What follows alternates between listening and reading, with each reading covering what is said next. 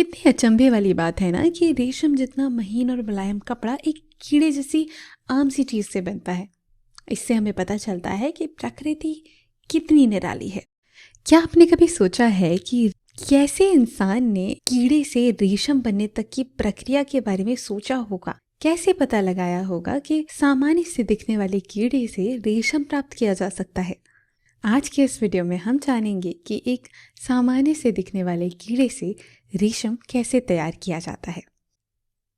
किसानों द्वारा एक नियंत्रित वातावरण में रेशम के कीड़ों को पालकर उनसे रेशम निकाला जाता है और इस प्रक्रिया को कहा जाता है सेरीकल्चर या रेशम कीट का पालन। ये प्रक्रिया तब आरंभ होती है जब मादा कीड़े शहतूत के पत्तों पर सैकड़ों अंडे देती है। किसान इन अंडों को उचित ताप और नमी वाले एक वातावरण में रखता है जिससे अंडों का अच्छा स्वास्थ्य और साफ सफाई सुनिश्चित की जा सके। अंडे फूटने के बाद अगला चरण आता है जब अंडों से लार्वा या कैटरपिलर निकलते हैं और इस चरण में सबसे महत्वपूर्ण होता है लार्वा का पालन पोषण। और इसके लिए इन्हें क्या चाहिए होगा? जी हाँ, शहतूत की पत्तियाँ। तो जो भी किसान रेशम का उत्पादन करते हैं उनके पास शहतूत के खेत भी होते हैं और इन्हीं खेत की पत्तियों को वो लार्वा को खिलाते हैं। ये लार्वा केवल शहतूत की पत्तियां खाते हैं और इन पत्तियों से उन्हें सारे महत्वपूर्ण विटामिन्स और मिनरल्स प्राप्त होते हैं। यहाँ तक कि लार्वा को पानी की आवश्यकता भी नहीं होती क्योंकि शहतूत की पत्तियों में मौजूद नमी से उनकी पानी की आवश्यकता भी पूरी हो जाती है। अगले 25 से 30 दिनों में लार्वा इन पत्तियों को खाते हैं और विकसित होकर अगले चरण के लिए तैयार हो जाते हैं। इसके लिए आमतौर पर छोटी छोटी बांस की टोकरियों का इस्तेमाल किया जाता है जिसमें शहतूत की नर्म और ताज़ा पत्तियों को रखकर उस पर सारे लार्वा को डाल दिया जाता है और ये लार्वा इन पत्तियों को खाते रहते हैं। और जब ये पत्तियां खा खा कर हष्ट पुष्ट हो जाते हैं उसके बाद शुरू होता है अगला चरण जहाँ पर वो कोकून का निर्माण करते हैं।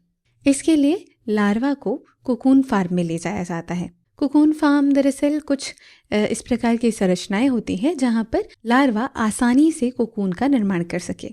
तस्वीरों में दिखाई जा रही संरचनाओं की तरह संरचनाएं किसान बनाते हैं। इसके लिए वो कभी बांस का, कभी लकड़ियों का और कई बार धागों का इस्तेमाल भी करते हैं और इस प्रकार एक आरामदायक स्थान इन लार्वा को प्रदान किया जाता है जहाँ पर ये अपने कोकून का निर्माण कर सके।